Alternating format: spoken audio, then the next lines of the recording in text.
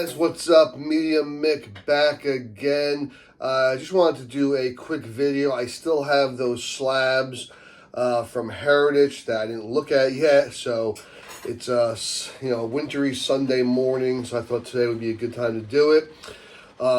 So yeah, let's jump right into it. All right, Okay, I cheated a bit. I had to just delete that last little run there.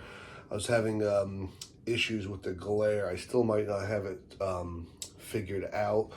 But the first one here is Twisted Tales, cover by Corbin. Really cool. Dinosaur and like a half-eaten guy on the bottom here. 9.8. And I think I mentioned to you guys, I was in the last video, I was trying to kind of get these because I like the price right now. They're pretty cheap. Like, you're getting 9.8s for like around $100, and some of the 9.6s are like I don't know, like 50 or $60. So some nice value there. Now this one, this is a Silver Age. It's a 10 center. It almost goes back to gold. It's a bullseye number 4. A really nice run from Kirby and Simon.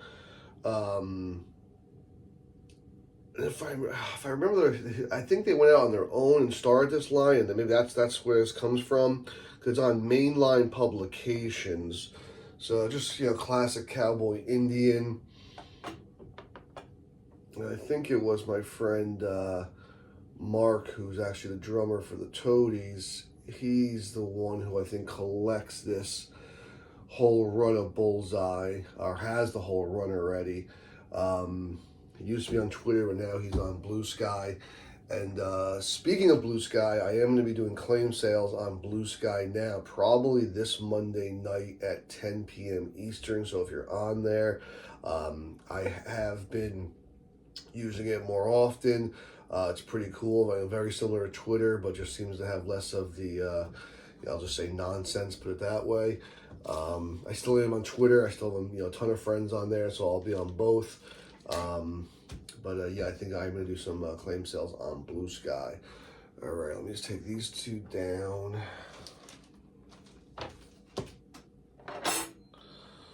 Yeah, I apologize about the glare. I can't get it right today. Now, this one I didn't look at yet.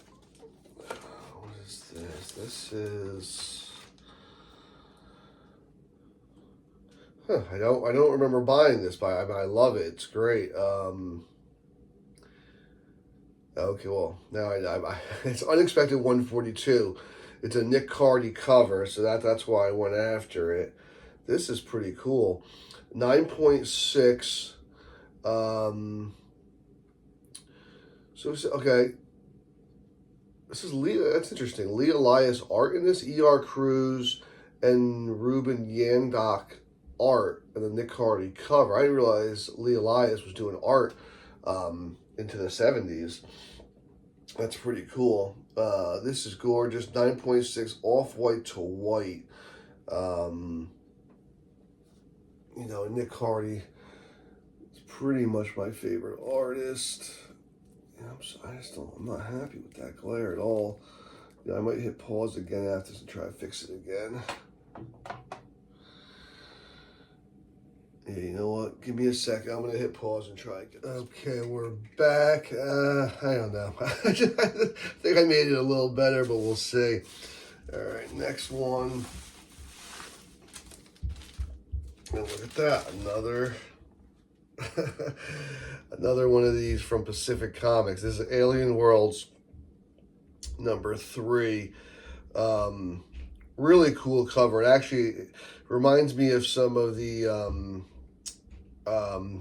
pre-code of horror where like you have an ants or like a mouse or something trying to eat like an alive guy.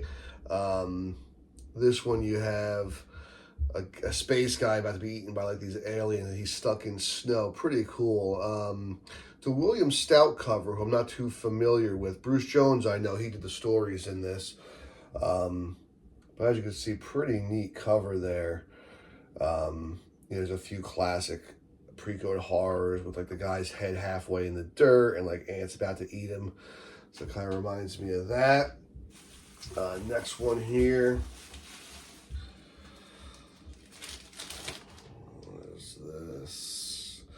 Okay, this is nice. This is the Chamber of Darkness Annual #1 in a 9.4 John Romita cover.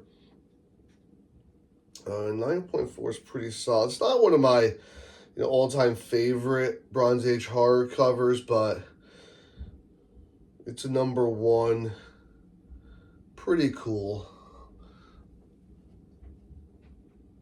And high grade, which is tough to get these in. So swap this out. There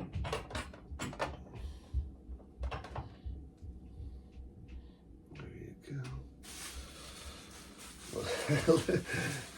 I think I got another, oh, this is one of my favorites, though. This is awesome. All right. Dave Stevens, possibly my favorite cover of his. 9.4, Twisted Tales, No Number, Bruce Jones Stories, Eclipse, 1987.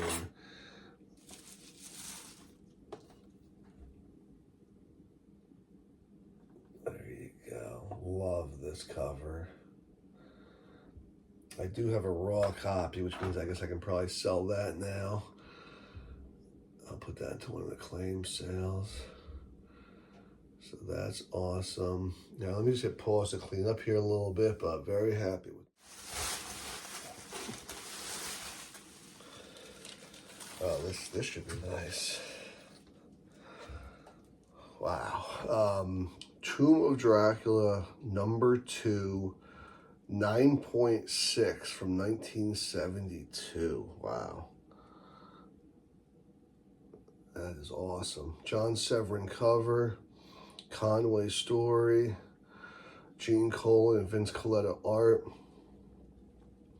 black cover, so 9.6. I mean, wow. It's, yeah, I got one, yeah, I guess that's it right there. One little ding, and that's it. Otherwise, beautiful.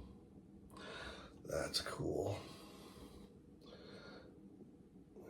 9.6.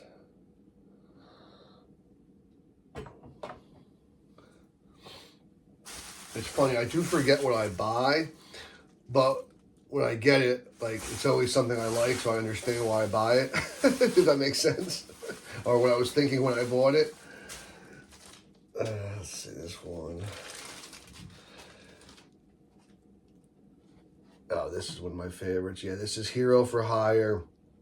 Luke Cage, #5. It's got the Black Maria cover. And the artwork by Billy Graham, I think is just amazing. And is kind of underrated at this time. His stuff is so unique and cool that I think maybe at a later day be more appreciated. So I do like it in these early Luke Cages. This is a 9.4, 1973 Billy Graham cover. Also art inside with George Tuska and a Steve Englehart story. First appearance of Black Maria. Maria Dillard's the full name. And I love that cover. Yeah, I'd like to get, maybe the first 5 of these, all high grade. It looks good. Okay, so one more batch left here. Let's grab one. Oh, this was an interesting purchase for me. I remember this kind of outside my normal range, but I want to get involved with it more. This is Dragon Ball Z #4, Viz Comics, 1990, a 9.8.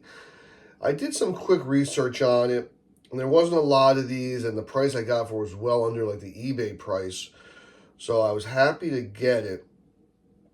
But I do want to learn more about manga and kind of that whole scene. It's funny, basically my favorite YouTube guy, Pop Comics, he just started to do a channel all on manga.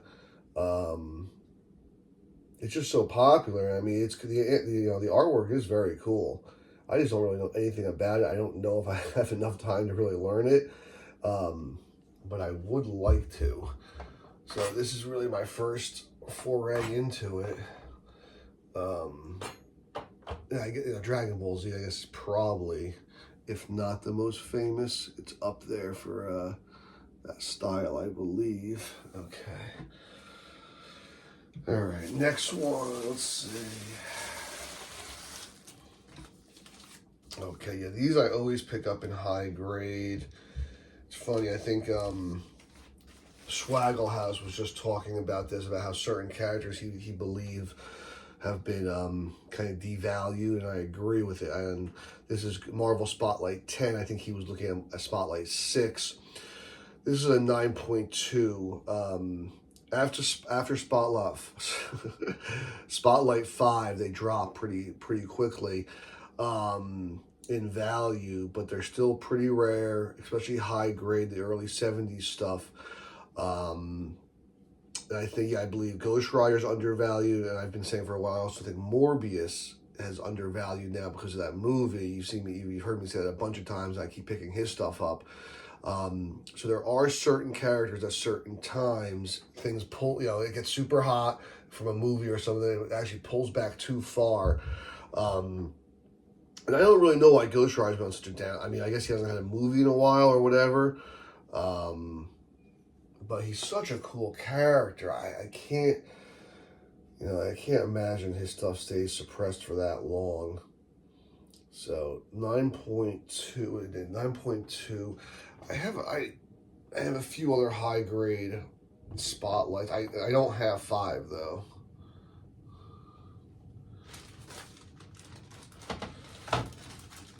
Okay.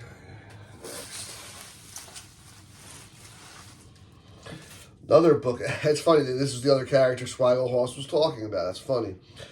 So I also agree with him. Punisher has been undervalued. His the first appearance has dropped a ton, but still very expensive, especially for the populations. It's very expensive. But anything else, I think you can get a good value. This one I've picked up, and I think it's the second appearance, or maybe the second official appearance of Punisher. I know there's one where he just kind of shows up at the very last panel, I think. So I get confused on which one's the second or third. So this one's considered a third appearance, but anyway, I anything with Punisher after number 1, if you get any second, third, even fourth appearance, I would look to get those high grade right now. This is only an 8, so it's probably really cheap. This is a square bound, so an 8 is actually pretty good for a square bound. And this looks really nice. I mean, a small chip on the top. Yeah, there's a little damage on the bottom left by the spine, so it makes sense. But, it's a beautiful book, still. So I don't always agree with Swaggle House, but definitely on that, I think, Punisher, I think, is undervalued. Ghost Rider, I forget who the other character was he said, but I think Punisher, Ghost Rider. Yeah, I'm not sure who the other one was.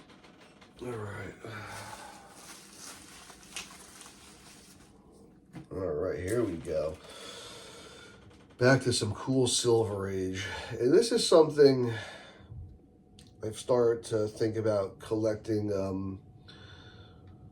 harder or more aggressively, is these Tales to Astonishes, Journey into Mystery, where they kind of border on horror, sci-fi, and they're not nearly as violent as the pre-code horror, but it's kind of, I guess, where they went, where they were allowed to with the code. The population on them are really, really low and high grade. I mean, they hardly ever come up. I don't know if people hold on to them. But mid-grade, they're very affordable. You can get most of them for like you know, between like 150 probably to $300 for most of them. This was a 7.0 Jack Kirby art, Steve Ditko and Don Hexa. I mean, it's like, you know, it's got big boys on it. It's like a really cool cover. You'll see 1960 is 7.0. So, you know, this checks a lot of boxes for me for stuff that's going to go into my PC and kind of sit for a little bit. So, really like that.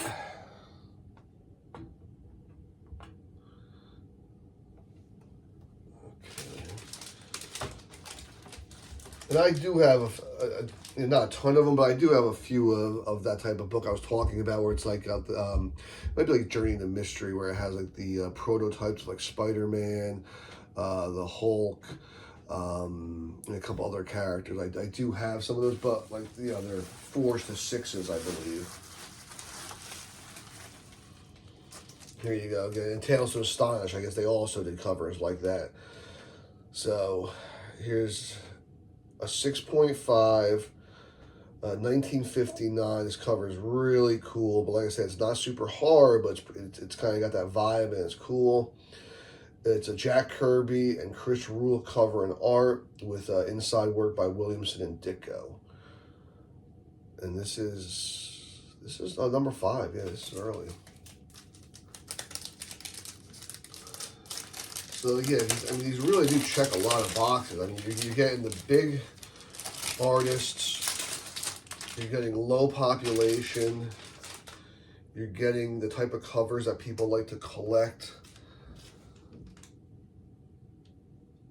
Kind of like the Eastern Island statues kind of attacking this guy. The guy kind of has like a Lee Eliason look, but in the Kirby style, which is pretty cool.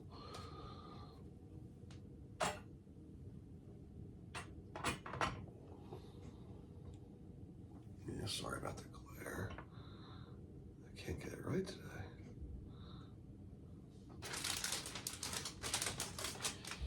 Okay, this is the last one. There might be one more. Oh, here's it shows you the range of comics I like here. This is Chili #1 and a 9.2. That's awesome. I love these Archies, you know, especially the Archie friends like Chili or the I say Archie friends, but you could call them Archie copycats, you know, whatever you want to call them. But this style, late 60s and 70s, there's a bunch of them. The colors and like the outfits just drive me crazy. I love it. And this looks so nice for a 9.2. Colors are bright. I don't even see the issue on this.